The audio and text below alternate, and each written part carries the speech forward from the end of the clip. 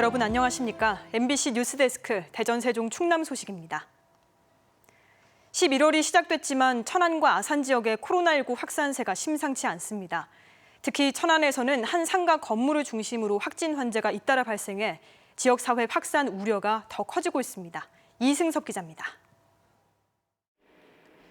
천안시 동남구의 한 상가 건물.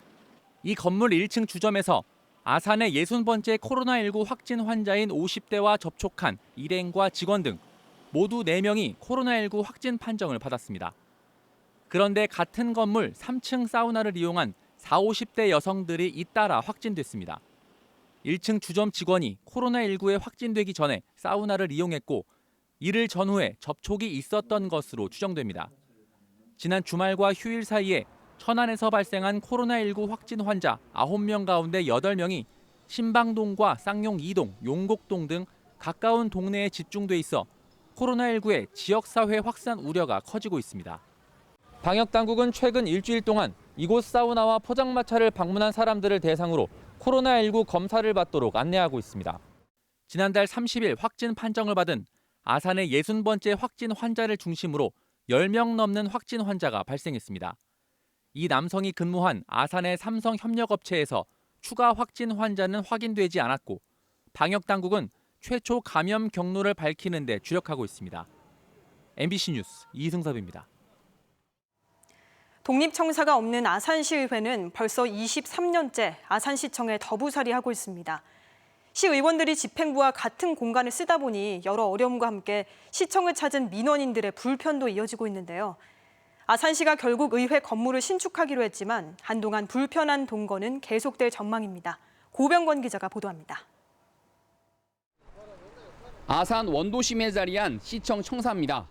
이 건물 4층은 아산시 의회가 통째로 빌려 쓰고 있습니다. 1997년 시청 이전 이후 벌써 23년째 더부살이 중인데 본회의장과 의장실, 사무국이 한 층에 옹기종기 모여 있습니다. 의원들은 14명이 정당별로 2곳으로 나뉘어 단체 생활을 합니다. 이곳은 8명이 함께 쓰는 여당 의원 사무실입니다. 칸막이가 높게 쳐진 책상이 빼곡히 자리하고 있습니다. 민원인들과의 면담은 물론 전화를 받을 때도 다른 의원들 눈치를 봐야 할 정도입니다. 주변 의원님들이 다 계시고 또 사무국 직원들도 있는 상태에서 민원인하고 민원 이야기를 하다 보니까 민원인도 굉장히 불편하시고 4층 전체를 시의회에 내준 시청 역시 사무 공간이 비좁긴 마찬가지입니다. 휴게실을 임시로 막아 그 안에서 업무를 볼 정도입니다. 충남 7개 시 가운데 별도의 의회동이 없는 곳은 아산이 유일합니다. 예산 탓으로 미뤄오던 아산시가 결국 의회동 건물을 신축하기로 결정했습니다. 180억 원을 들여 시청 옆에 지상 5층 건물을 2022년까지 완공하겠다는 겁니다. 신축 건물에는 시청 행정부서 일부도 입주하게 됩니다. 시의회 공간도 넓어질 뿐더러 또 행정사무 공간도 함께 넓어지기 때문에 두 마리 토끼를 잡을 수 있을 거라고 생각이 듭니다. 하지만 준공까지 2년이 남았고 내년 1월 조직 개편으로 새로 생기는 부서 공무원들은 인근 민간 건물 3방살이까지 감수해야 할 상황이라 불편한 동거는 한동안 계속될 전망입니다. MBC 뉴스 고병권입니다. 대전 지역 국회의원과 단체장들이 최근 세종 이전 의향서를 행정안전부에 제출한 중소벤처기업부의 세종 이전 계획 백지화 의지를 다졌습니다. 대전시청에서 열린 당정협의회에서 지역 국회의원들은 수도권 기관이 아닌 중기부의 세종 이전은 법에 위배된다며 실효성 있는 저지 방안을 찾는 데 뜻을 함께하기로 했습니다.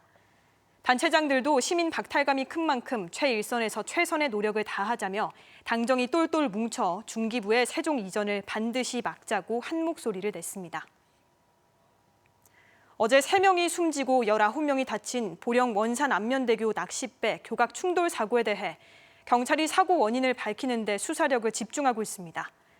해경은 현장 감식에서 확보한 단서를 국립과학수사연구원에 분석 의뢰하고 현재 입원 치료 중인 선장을 조만간 업무상 과실치사상 혐의로 입건해 부주의 여부도 조사할 예정입니다.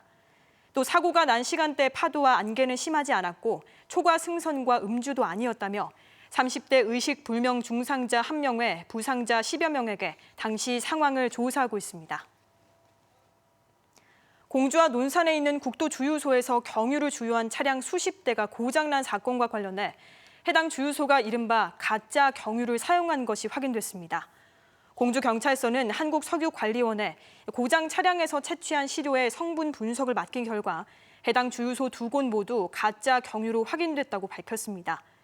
지금까지 경찰에 접수된 피해 건수가 70건을 넘어선 가운데 경찰은 주유소 2곳을 함께 운영하는 업주를 추적하고 있습니다. 산림청이 11월부터 다음 달 중순까지 가을철 산불 조심 기간을 운영합니다. 산림청은 2만여 명의 산불 감시 인력과 폐쇄 회로 등으로 산불을 조기에 발견하고 일반 국민의 신고를 장려하기 위해 최고 300만 원의 산불 신고 포상금 제도도 운영합니다. 가을철 산불 원인의 60%는 입산자 실화나 소각 등의 부주의 탓이었다며 각별한 주의를 당부했습니다. 여름철 긴 장마로 인한 고온 다습한 기후로 일본 뇌염 매개 모기가 지난해보다 20배 증가해 각별한 주의가 필요합니다. 충남도 보건환경연구원은 지난 7월에 처음 발견된 작은 빨간집 모기가 지난달까지 349마리 채집돼 지난해 같은 기간보다 20배 많이 발견됐다고 밝혔습니다. 질병관리청은 지난달 경기도에서 일본 뇌염 첫 환자가 발생했고 11월까지 일본 뇌염이 유행하는 만큼 모기장이나 기피제 사용 등을 당부했습니다. 코로나19로 출입이 중단됐던 정부 세종청사 옥상정원이 내일부터 개방됩니다. 행정안전부 청사관리본부는 내일부터 세종청사 6동에서 1동까지 옥상정원 1.8km 구간을 개방하고 주말을 제외한 평일에 매일 3차례 한 회당 10명의 관람을 허용하기로 했습니다. 옥상정원 관람은 인터넷과 현장 접수로 신청할 수 있고 마스크 착용 등 방역 수칙을 반드시 지켜야 하며 다음 달부터는 주말을 포함해 매일 5차례로 관람 횟수를 늘릴 예정입니다. LH가 청년과 신혼부부를 위한 매입 임대주택 입주자를 오는 9일부터 대전과 충남에서 모집합니다. 대전은 유성구와 대덕구 등에서 108가구, 충남은 천안과 아산, 서산, 공주 등에서 75가구가 공급됩니다. 지금까지 대전에서 전해드렸습니다.